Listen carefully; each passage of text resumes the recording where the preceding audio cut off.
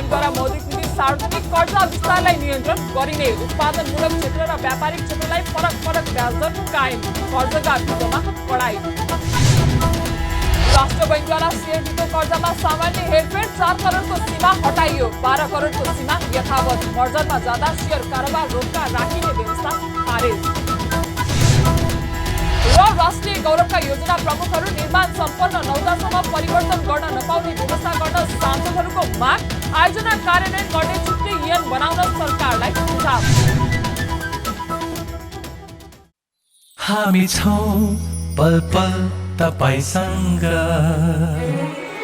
हिमाल पहाड तराईसँग, साथ छ हाम्रो बढ्ने कदमलाई, सलाम छ ती पोरखे हातहरूलाई, जिन्दगी सजाइदिन्छौँ हामी, हर सासको साथी बन्छौँ हामी, सुरक्षा अनि समृद्धि प्राण छ हाम्रो। आफू पनि बचौं, अरूलाई पनि बचाऊ। आजै नेपाल लाइफमा जीवन बिमा गरौँ। हामी हौ नेपाल लाइफ। नेपाल लाइफ, किनकि जीवन अमूल्य छ। नमस्कार, कारोबार समाचारमा स्वागत छ। अब समाचार विस्तारमा।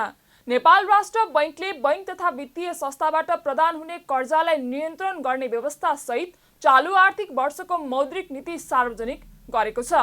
राष्ट्र बैंकका गभर्नर महाप्रसाद अधिकारीले शुक्रबार राष्ट्र बैंकको कार्यालयमा एक समारोह बीच 60 पृष्ठ लामो मौद्रिक नीति सार्वजनिक गर्नुभयो। नीतिमा केन्द्रीय बैंकले निजी क्षेत्रतर्फको कर्जा विस्तार 12.6% मा सीमित गर्ने लक्ष्य लिएको छ। गत आर्थिक वर्षमा 19% कर्जा विस्तार लक्ष्य लिएको थियो। कर्जा विस्तार उच्च हुँदा बढेको आयातले व्यापार घाटासँगै शोधान्तर स्थिति र विदेशी विनिमय सञ्चितमा दबाव बढ्दा राष्ट्र बैंकले कर्जा विस्तारलाई नियन्त्रण गर्न खोजेको हो। बढ्दो मुद्रास्फीति नियन्त्रण गर्न पनि कर्जा विस्तार नियन्त्रित गर्दै विस्तृत मुद्रा प्रदायको विस्तार पनि सङ्कुचन गर्ने नीति राष्ट्र बैंकले लिएको छ। गत आर्थिक वर्षमा विस्तृत मुद्रा प्रदायको विस्तार 18% हुने प्रक्षेपण गरे पनि एकल अङ्कमा नै रहने अवस्था रहेकोमा चालू आर्थिक वर्षमा 12% को लक्ष्य लिएको छ। ब्याज दरलाई मौद्रिक नीतिको प्रसार माध्यमको रूपमा सुदृढ गर्दै सञ्चालन लक्ष्यको रूपमा कार्यान्वयनमा रहेको बैंक तथा वित्तीय संस्था बीचको भारित औसत अन्तर्ब्याङ्क ब्याज दरलाई निरन्तरता दिएको छ। विदेशी विनिमय सञ्चितले वस्तु तथा सेवाको आयात धान्ने क्षमता र मुद्रास्फीतिलाई नीतिगत दर निर्धारण गर्ने प्रमुख आधारको रूपमा लिइनेछ। वार्षिक लक्षित मुद्रास्फीति भन्दा कम नहुने गरी नीतिगत दर निर्धारण गरिनेछ। सञ्चालन लक्ष्यको स्थितिको आधारमा खुल्ला बजार कारोबार सञ्चालन गरी तरलता व्यवस्था गरिनेछ। भारित औसत अन्तर्ब्याङ्क ब्याज दरलाई सञ्चालन लक्ष्यको रूपमा लिई ब्याज दर करिडोर मार्फत मौद्रिक व्यवस्थापन गर्ने रणनीति कार्यान्वयन हुँदै आएको सन्दर्भमा मुद्रा प्रदाय तथा कर्जा विस्तारलाई मौद्रिक नीतिको कार्यदिशाको स्थिति मापन गर्ने सूचकको रूपमा प्रयोग गरिनेछ। तदनुरूप आर्थिक वर्ष 2079-80 मा विस्तृत मुद्रा प्रदायको वृद्धि दर 12% र निजी क्षेत्रतर्फ जाने कर्जाको वृद्धि दर 12.6% रहने प्रक्षेपण रहेको छ। यस्तै बाह्य क्षेत्रलाई सन्तुलन कायम राख्दै आर्थिक वर्ष 2079-80 मा कम्तीमा 7 महिनाको वस्तु तथा सेवा आयात धान्न पर्याप्त विदेशी विनिमय सञ्चित कायम हुने गरी मौद्रिक तथा बाह्य क्षेत्र व्यवस्थापन गर्ने राष्ट्र बैंकले जनाएको छ।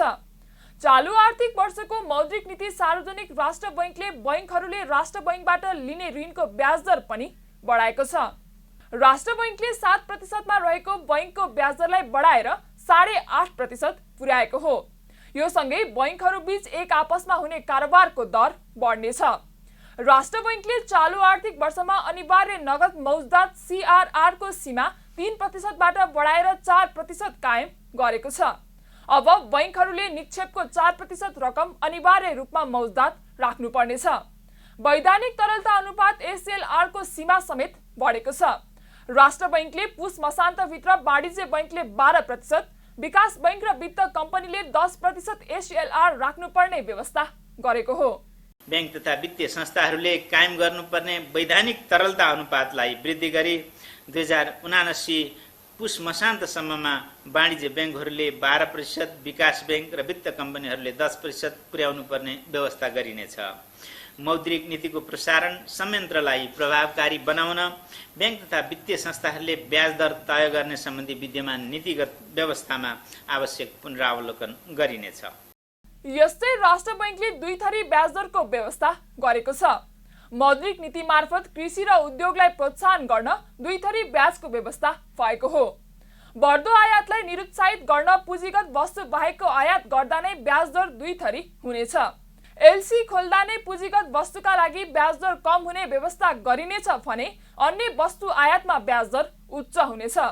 पछिल्लो समय अत्यावश्यक मानिएका खाद्यान्न र कतिपय अनावश्यक वस्तुको पनि आयात बढेको भन्दै त्यसलाई निरुत्साहन गर्न पुँजीगत वस्तुको आयात र अन्य वस्तुको आयातमा कम्तीमा 2% बिन्दुले ब्याज फरक हुने व्यवस्था मौद्रिक नीति मार्फत गरिएको हो। उत्पादनशील र व्यापारिक क्षेत्रमा जाने कर्जाको ब्याज दरमा भिन्नता ल्याइनेछ। हाललाई बैंक तथा वित्तीय संस्थाले खाद्यान्न उत्पादन, पशुपक्षी, मत्स्य पालन, निर्यातजन्य र 100% स्वदेशी कच्चा पदार्थमा आधारित उत्पादनमूलक उद्योगका लागि रु 2 करोडसम्मको कर्जा प्रवाह गर्दा आधार दरमा अधिकतम 2% बिन्दुसम्म प्रिमियम थप गरी ब्याज दर निर्धारण गर्न पाउने व्यवस्था गरिनेछ। राष्ट्र बैंकले नीति मार्फत कोभिडको समयमा दिएका सहुलियतलाई आवश्यकता अनुसार परिमार्जन गर्ने, कोरोनाको कारण स्थगित भएको काउन्टर साइक्लिङ बफर लागू गर्ने, विदेश जाने नेपालीले विदेशी मुद्रा साट्न बैंक खाता अनिवार्य गर्ने लगायतको व्यवस्था पनि गरेको छ। यसका साथै राष्ट्र बैंकले घर जग्गा धितोमा समेत थप कडाई गरेको छ। नयाँ व्यवस्था अनुसार अब काठमाडौँ उपत्यका भित्र कर्जा, धितो कर्जा, सम्पत्ति कर्जा, व्यक्तिगत आवधिक कर्जा प्रवाह गर्दा कर्जा र सोको धितो सुरक्षणको अनुपात 30% र उपत्यका बाहिरको हकमा बढीमा 40% सम्म कायम गर्नुपर्ने व्यवस्था गरिएको छ। यसअघि काठमाडौँमा 50 र उपत्यका बाहिर यसको अनुपात 60 थियो। नेपाल राष्ट्र बैंकले शेयर धितो कर्जामा सामान्य हेरफेर गरेको छ। राष्ट्र बैंकले चालू आर्थिक वर्षको मौद्रिक नीति सार्वजनिक गर्दै यसअघि कायम शेयर धितो कर्जामा गरिएको 4/12 को सीमामा सामान्य हेरफेर गरेको हो। यसअघि शेयर धितो राखी एउटा संस्थाबाट 4 करोड र समग्र संस्थाबाट अधिकतम 12 करोड रुपैयाँ ऋण लिन पाउने व्यवस्था गरिएकोमा यसलाई संशोधन गर्दै एउटा वा समग्र संस्थाबाट अधिकतम 12 करोड ऋण पाइने व्यवस्था गरिएको मौद्रिक नीति सार्वजनिक गर्दै राष्ट्र बैंकका गभर्नर महाप्रसाद अधिकारीले बताउनुभयो। शेयर धितो राखी प्रवाह हुने मार्जिन कर्जाको एकल ग्राहक सीमा एउटा वा सबै इजाजत पत्र प्राप्त वित्तीय संस्थाहरूबाट लिन सक्ने गरी अधिकतम सीमा रु 12 करोड कायम गरिनेछ। शेयर ब्रोकर मार्फत नियमित र व्यवस्थित हुँदै गएपछि यस्तो मार्जिन कर्जा सम्बन्धी व्यवस्था हटाइनेछ। मौद्रिक नीतिले शेयर कर्जा नीति परिवर्तन गरेर केही राहत दिएको छ। शेयर धितो कर्जामा एउटा बैंकबाट 4 करोड मात्र ऋण लिन पाउने सीमा खारेज गरेको छ। अब समग्रमा 12 करोडको सीमा मात्र लागू हुने भएको छ। 25 लाखसम्मको सीमामा जोखिम भार 100% र त्यसभन्दा माथिमा 150% कायम गरेको छ। राष्ट्र बैंक मर्जर तथा एक्विजिसनमा जाँदा शेयर कारोबार रोक्का राखिने व्यवस्थालाई समेत खारेज गरेको छ। राष्ट्र बैंकले मर्जरमा जाने कम्पनीको शेयर कारोबार रोक्का नहुने व्यवस्थालाई हटाएर धितोपत्र बोर्डले गर्ने व्यवस्थालाई अवलम्बन गर्ने भएको हो। शेयर बजारले नेपाल राष्ट्र बैंकको मौद्रिक नीतिलाई रातो झण्डा देखाएको छ। शुक्रबार राष्ट्र बैंकको मौद्रिक नीति सार्वजनिक हुनुभन्दा अघि शेयर बजारले रातो झण्डा देखाएको हो। 2 घण्टा मात्र कारोबार भएको बजारमा शेयर बजार मापन गर्ने नेप्से परिसूचकमा 27.26 अङ्कको पहिरो गएको छ। परिसूचक अघिल्लो दिनको तुलनामा 1.33%ले घटेर 2017.46 अङ्कमा छरेको छ। पछिल्लो एक सातादेखि निरन्तर रूपमा वृद्धि हुँदै आएको शेयर बजारमा मौद्रिक नीति सार्वजनिक हुनुभन्दा अघिल्लो दिनदेखि घट्न थालेको हो।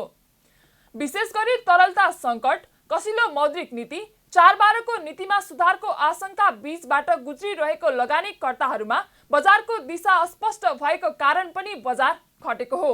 शुक्रबार मौद्रिक नीति सार्वजनिक हुनुभन्दा अघि भने सबै समूहले समग्र परिसूचकलाई दोहोरो अङ्कले घटाएको छ। व्यापार समूहको परिसूचक झण्डै 2.5%ले घट्दा होटल तथा पर्यटन, विकास बैंक, उत्पादनमूलक र अन्य समूहको परिश्रम पनि 2% भन्दा धेरैले घटेको छ। आज निर्जीवन बीमा बाहेक सबै समूहको परिश्रम 1% भन्दा धेरैले नै घटेको छ। घटेको बजारमा किसान लघुवित्त वित्तीय संस्थाको शेयर मूल्य भने झन्डै 8.5% ले बढेको छ। घट्ने सप्तकोशी विकास बैंकको सबैभन्दा धेरै 5.79% ले घटेको छ। कारोबार रकमको आधारमा भने आज शिवम सिमेन्टको सबैभन्दा धेरै भएको छ। शिवम सिमेन्टको 21 करोड रुपैयाँ बराबरको शेयर कारोबार भएको छ। अन्य कुनै पनि कम्पनीको 7 करोड रुपैयाँ बराबरको पनि शेयर कारोबार हुन सकेन। आज दिनभर कुल 221 कम्पनीको जम्मा 33,20,000 किता शेयर 1 अर्ब 44 करोड 34 लाख रुपैयाँ बराबरमा खरिद बिक्री भएको छ। अघिल्लो दिन 1 अर्ब 64 करोड 26 लाख रुपैयाँ बराबरको मात्रै शेयर खरिद बिक्री भएको थियो। संसदीय समितिका सांसदहरूले राष्ट्रिय गौरवका योजना समयमै सक्न, निर्माण सम्पन्न नभएसम्म आयोजना प्रमुखहरू परिवर्तन गर्न नपाउने व्यवस्था गर्नुपर्ने बताएका छन्। शुक्रबार राष्ट्रिय सभा अन्तर्गतको राष्ट्रिय सरकार तथा समन्वय समितिले राष्ट्रिय गौरवका आयोजना र विद्युत प्रसारण लाइनको निर्माण कार्यको अवस्था विषयक छलफलमा बोल्दै सांसदहरूले यस्तो बताएका हुन्। राष्ट्रिय गौरवका आयोजना घोषणा गर्ने तर सरकार परिवर्तन वा अन्य बहानामा आयोजना प्रमुख परिवर्तन गर्दा समयमा नै आयोजना सम्पन्न नभएको सांसदहरूको दाबी छ। सांसदहरूले राष्ट्रिय गौरवका आयोजनामा निर्माणको लागि छुट्टै ऐन बनाएर आयोजना निर्माण सम्पन्न नभएसम्म आयोजना प्रमुख कायम रहने व्यवस्था गर्न माग गरेका छन्। बैठकमा बोल्दै राष्ट्रिय सभाका सांसद शेखर कुमार सिंहले राष्ट्रिय आयोजना तोकिएका आयोजनाहरूमा के गर्न पाउने भनेर मापदण्ड तोक्नुपर्ने बताउनुभयो। उहाँले राष्ट्रिय गौरवका आयोजना भन्ने आयोजनामा गएका आयोजना प्रमुख 12-13 महिनामा सरुवा हुने अवस्था रहेकाले आयोजना समयमा बन्न नसकेको बताउनुभयो। सांसद सिंहले नयाँ आयोजना प्रमुख बुझ्दा बुझ्दै समय सकिने बताउनुभयो। राष्ट्रिय गौरवका आयोजना हामी तोक्ने, राष्ट्रिय गौरवका आयोजनाका भित्र हामी के गर्ने त्यो पनि एउटा मापदण्ड तोक्दिउँ न त, उहाँहरूले पनि सजिलो पर्ला काम गर्न। राष्ट्रिय गौरवका आयोजना बताउने, त्यहाँ गएका प्रोजेक्ट चिफहरू 12 महिना, 13 महिना, 14 महिनामा सरुवा भएर जाने कहाँबाट बन्छ? उहाँले बुझ्दा बुझ्दै टाइम सकिन्छ, नयाँ मान्छे आएपछि 10-12 महिना त्यसैमा जान्छ, त्यो हुँदैन। त्यस्तै सांसद गोपी बहादुर सार्की अछामीले हरेक राष्ट्रिय गौरवका आयोजनाका प्रमुखहरू फेरबदल हुने समस्या देखिएको बताउनुभयो। उहाँले आयोजना सुरु भएपछि आयोजना सम्पन्न नभएसम्म आयोजना प्रमुखले काम गर्ने स्थिति हुनुपर्ने बताउनुभयो। सांसद अछामीले राजनीतिक पार्टीका सांसदहरूले प्राविधिक कुराहरू बुझ्न गाह्रो हुने बताउनुभयो। धेरै प्राविधिक कुरा भएको कारणले गर्दाखेरि हामी पोलिटिकल पार्टीका नेता कार्यकर्ताहरूले प्राय प्राविधिक कुराहरू बुझ्न गाह्रो हुन्छ। पहिलो कुरा त यो नै समस्या हो। अब हाम्रो चाहिँ चाहना के हुन्छ भने हरेक आयोजनाहरू चाहिँ टाइममा सम्पन्न होस् र राष्ट्रको लागि र जनताको लागि अत्याधिक बेनिफिट होस्, हामीले हेर्ने कुरा त्यति मात्रै हो भन्ने मलाई लाग्छ। अरू प्राविधिक कुरा धेरै विषयहरू चाहिँ आयोजना प्रमुख 2 जना एमसिएले दिएको चाहिँ जुन ग्रान्ट छ त्यो चाहिँ नहुने हुँदाखेरि चाहिँ हामीलाई समस्या हुने हुँदा त्यसलाई चाहिँ अलि चाँडै कसरी सम्पन्न गर्न सकिन्छ। अर्को हामीले ध्यान दिने कुरा चाहिँ यो हरेक आयोजनामा आयोजना प्रमुखहरूको चाहिँ चाँडो अदली बदलीको कारणले गर्दाखेरि पनि धेरै समस्याहरू चाहिँ भएको देखिन्छ। बैठकमा बोल्दै सांसद अनिता देवकोटाले पनि अन्य आयोजना भन्दा राष्ट्रिय गौरवका आयोजना फरक हुनुपर्ने बताउनुभयो। उहाँले राष्ट्रिय गौरवका आयोजना समयमा नै सम्पन्न नहुनेको प्रमुख कारण आयोजना प्रमुख परिवर्तन भएको बताउनुभयो। राष्ट्रिय गौरवका आयोजनाहरू सरकारले राष्ट्रिय गौरवका आयोजना भनेर मुख्य तोकिसकेपछि यसको काम गर्ने तौरतरिका अरू आयोजनाभन्दा भिन्न हुनुपर्छ भन्ने हामीलाई लाग्दछ। अहिले पनि के लागिराखेको छ भने यो अन्तर मन्त्रालय अथवा अन्तर निकाय बीचको समन्वयको अभाव, एकले अर्कालाई हुन नदिने, नहुन सक्ने जस्ता प्रावधानले पनि काम गर्न अप्ठ्यारो भएको छ। यदि के राष्ट्रिय गौरवको आयोजना भनेर नतोकौँ, तोक्लियो भने त्यसलाई फटाफट काम गर्ने गरेर त्यसलाई त्यो अनुसारको पोलिसी मेकिङ गर्नुपर्छ भन्ने लागेको छ, हामीलाई त्यो लाग्यो। बैठकमा एमसिए नेपालका महानिर्देशक खग बहादुर विष्टले विद्युत प्रसारण लाइन बनाउनको लागि एमसिसीसँग भएको सम्झौता अनुसार समयमा नै काम सम्पन्न नभएर अनुदान बन्द गरेर छाडेर जाने बताउनुभयो। उहाँले एमसिसीले छोडेर गए पश्चात नेपाल सरकारले नै आयोजना बनाउनु पर्ने व्यवस्था रहेको बताउनुभयो। महानिर्देशक विष्टले विद्युत प्रसारण लाइन बनाउने समय अवधि लामो हुने तर रुख कटान गर्ने कायम रहेको व्यवस्था परिवर्तन गर्नुपर्ने बताउनुभयो। उहाँले त्यो व्यवस्था परिवर्तनको लागि वन मन्त्रालयसँग छलफल भइरहेको बताउनुभयो। हामीले चाहिँ के भनेको भने अहिले EIA को बेसिसमा हजुर हामीले लाइडार सर्वे गरेको हो। हेलिकप्टरबाट लाइडार सर्वे 9 सेन्टिमिटर बाई 9 सेन्टिमिटरको चाहिँ प्रिसाइसनेस मेजर गर्छ, त्यसले त्यति क्लियर। त्यसमा चाहिँ एउटा मेथोडोलोजी हामीले चाहिँ एउटा चाहिँ मेथड वन मन्त्रालयसँग एग्री गरेर रुखको गणना गऱ्यौँ, 2 लाख आयो। हामीले के भन्दैछौँ भने मन्त्री परिषदले यो अप्रुभ गरोस्, त्यो बेसिसमा जुन बेला काट्छौँ नेपाल सरकारको जस्तो नियम छ अक्षरशः पालना गरेर त्यही बेला टाँचा लाउने, त्यही बेला गन्ने, त्यही बेला काट्ने गरौँ। अहिले गनेर आएर, किनभने एउटा काम त गर्नु छ नि हामीले पूर्व तयारी काम, अहिले गनेर आएर फेरि 2-3 वर्षपछि काट्ने भएपछि त रुख बढ्छ, फेरि त्यही काम गर्नुपर्छ। त्यही भएर यो प्रोसेस भएन भनेर हामी चाहिँ स्ट्रगल गरिरहेछौँ। अब के वन मन्त्रालयले निर्णय दिन्छ थाहा छैन। त्यस्तै बैठकमा बोल्दै ऊर्जा जलस्रोत तथा सिँचाइ मन्त्रालयका सचिव सुशील चन्द्र तिवारीले विद्युत प्रसारण लाइन बनाउने क्रममा जग्गा प्राप्त गर्दा मुआब्जामा समस्या रहेकाले समितिले सहजीकरण गरिदिन माग गर्नुभयो। उहाँले सबै आयोजनाहरूमा लागू हुने भएकाले स्पष्ट नीतिगत व्यवस्था हुँदा प्रसारण लाइनको काम अघि बढाउन सहज हुने बताउनुभयो। पछिल्लो दिनमा चाहिँ यो समस्या एकदम बढी भएको छ र अहिलेको अवस्थामा भयो भने वास्तवमा अहिले 11-12 हजार किलोमिटर बनायो, के अरे प्रसारण लाइनहरू बनायौँ हामीले। तर अहिलेको अवस्थामा भयो भने धेरै गाह्रो हुने थियो। त्यो बेला त किनभने जग्गाको अलिकति भ्यालु पनि कम हुन्थ्यो, मान्छेहरूको त्यति चासो कम हुन्थ्यो। तर अहिलेको परिस्थितिमा चाहिँ यसप्रति चाहिँ धेरै मागहरू बढ्ने, अवरोध आउने अवस्था भएको छ। त्यसकारण हामीले जग्गाको प्राप्त गर्ने समस्या छ, प्राप्त गरेपछि उहाँहरूलाई मुआब्जामा चित्त बुझाउन समस्या छ। त्यसकारण यसलाई अलिकति के गर्न सकिन्छ भन्ने कुराहरू सबै आयोजनामा लागू हुने हो। यसकारण यो सम्मानित समितिबाट अलिकति स्पष्ट निर्देशन, यसमा स्पष्ट नीतिगत र एउटा मार्गदर्शन भइदियो भने यसलाई चाहिँ अगाडि बढाउनलाई चाहिँ आयोजना सञ्चालन गर्ने निकायलाई चाहिँ धेरै सजिलो पर्छ जस्तो लाग्छ मलाई। सचिव तिवारीले रुख कटान गर्न वनको कानुनी जटिलताको कारण समस्या रहेको बताउनुभयो। उहाँले नयाँ वन ऐन आएपछि पनि वनको जग्गा प्रयोग गरे बापत रकम तिर्नुपर्ने व्यवस्था उचित नभएको बताउनुभयो। स्वास्थ्य तथा जनसङ्ख्या मन्त्री भवानी प्रसाद खापुङले स्वास्थ्य बीमा कार्यक्रममा देखिएको समस्या समाधान गर्नको लागि मन्त्री परिषदमा प्रस्ताव लैजाने प्रक्रिया अगाडि बढाइएको जानकारी दिनुभएको छ। स्वास्थ्य बीमा कार्यक्रम रोकिएको भन्दै सरकारको चौतर्फी विरोध भइरहँदा मन्त्री खापुङले ती समस्या समाधानको लागि मन्त्री परिषदमा तत्काल प्रस्ताव लैजाने गरी प्रक्रिया अघि बढाइएको बताउनु भएको हो। शुक्रबार प्रतिनिधि सभा अन्तर्गतको शिक्षा तथा स्वास्थ्य समितिमा उहाँले अर्थ मन्त्रालयले आगामी आर्थिक वर्षको बजेटमा यो बीमालाई सरकारी र सामुदायिक अस्पतालबाट मात्रै सञ्चालन गरिनेछ भन्ने व्यवस्था गरिएको र त्यसलाई संसदले पारित गरेकाले अहिले त्यसको सञ्चालनमा समस्या आएको पनि स्पष्ट पार्नुभयो। त्यस सम्बन्धमा बीमा बोर्डले पनि के गर्ने भनेर मन्त्रालयलाई सोधेकाले त्यसमा देखिएको समस्या समाधान गर्न मन्त्री परिषदमा प्रस्ताव लैजान उपयुक्त हुने भएकाले आफूले सो प्रक्रिया अघि बढाएको पनि समितिलाई मन्त्री खापुङले जानकारी दिनुभयो। एक दुईवटा कुरा, यो बीमालाई सरकारी र सामुदायिक अस्पतालबाट मात्रै सञ्चालन गरिनेछ भन्ने अर्थमन्त्रीज्यूबाट बजेट भाषणमा आयो। त्यो चाहिँ संसदबाट पनि पारित भइसकेको छ एकातिर। अर्कातिर बीमा ऐनको आफ्नो चाहिँ ऐनले व्यवस्था गरेको अधिकारको कुरा अघि नै चाहिँ बोर्डका अध्यक्षज्यूले पनि राखिसक्नु भएको छ।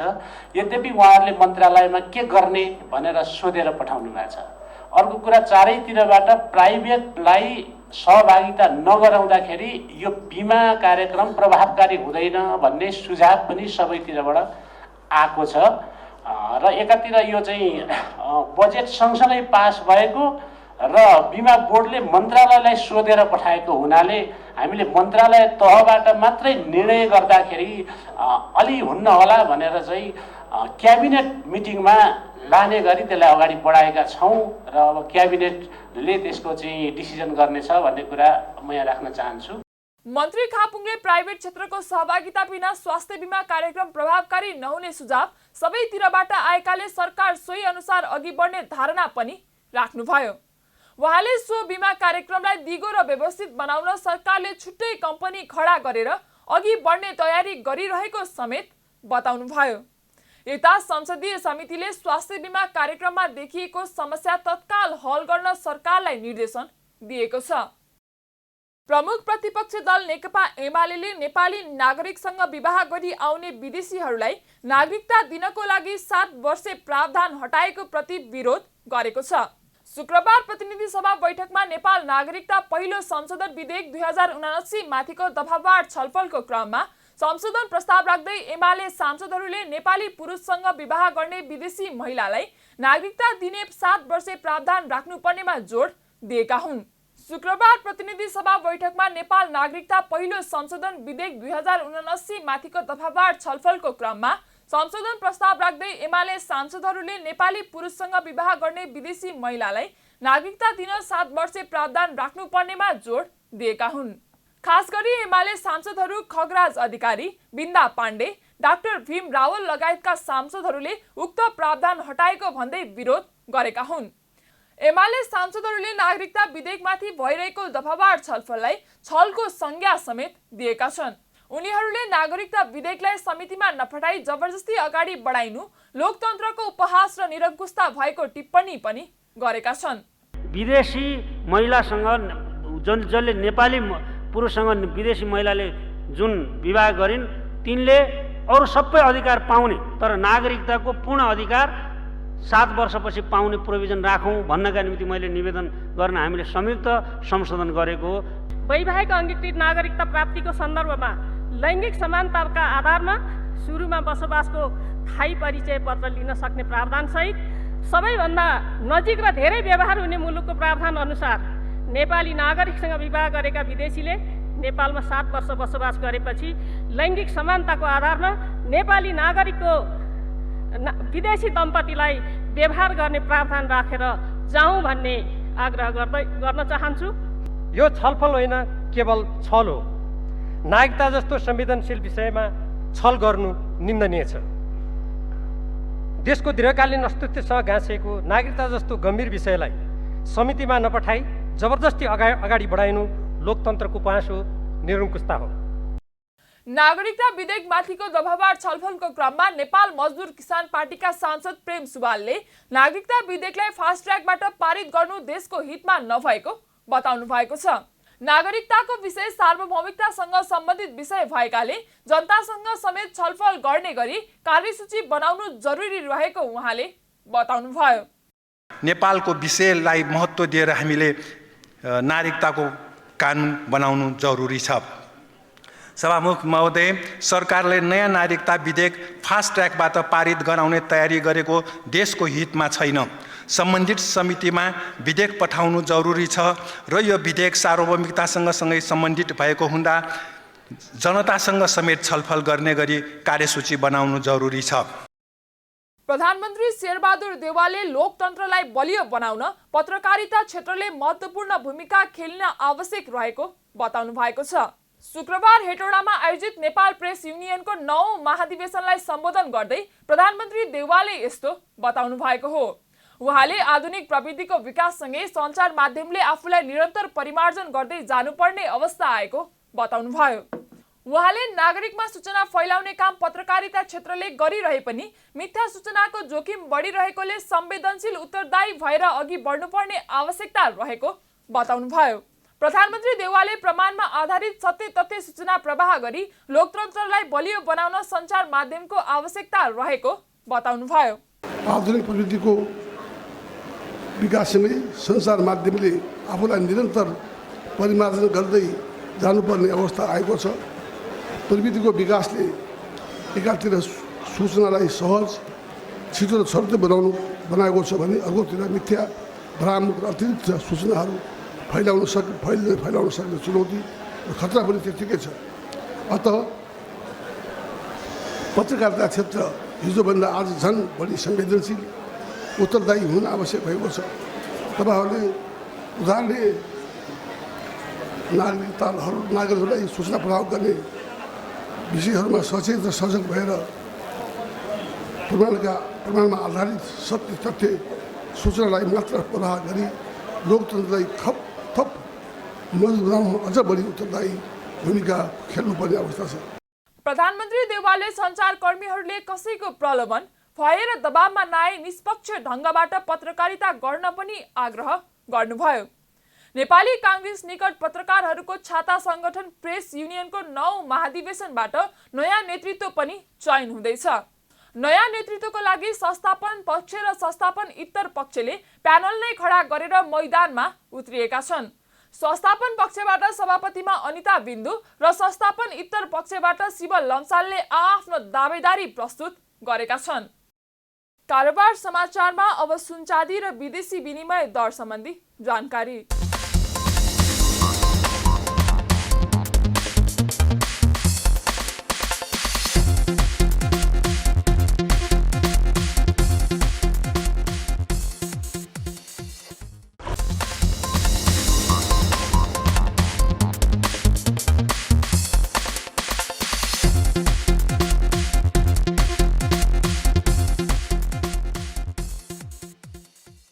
बिदा हुनुअघि अहिलेसम्मका प्रमुख समाचार पुनः एकपटक। राष्ट्र बैंकद्वारा मौद्रिक नीति सार्वजनिक कर्जा विस्तारलाई नियन्त्रण गरिने, उत्पादनमूलक क्षेत्र र व्यापारिक क्षेत्रलाई फरक ब्याज दर कायम, कर्जका विरुद्धमा कडाई। राष्ट्र बैंकद्वारा शेयर वित्त कर्जामा सामान्य हेरफेर 4 करोडको सीमा हटाइयो, 12 करोडको सीमा यथावत। मर्जरमा जाँदा शेयर कारोबार रोक्का राखिने व्यवस्था खारेज। र राष्ट्रिय गौरवका योजना प्रमुखहरू निर्माण सम्पन्न नहुँदासम्म परिवर्तन गर्न नपाउने व्यवस्था गर्न सांसदहरूको माग, आयोजना कार्यान्वयन गर्ने छुट्टै ऐन बनाउन सरकारलाई सुझाव। कारोबार समाचार सकियो, हामीलाई बिदा दिनुहोस्, नमस्ते।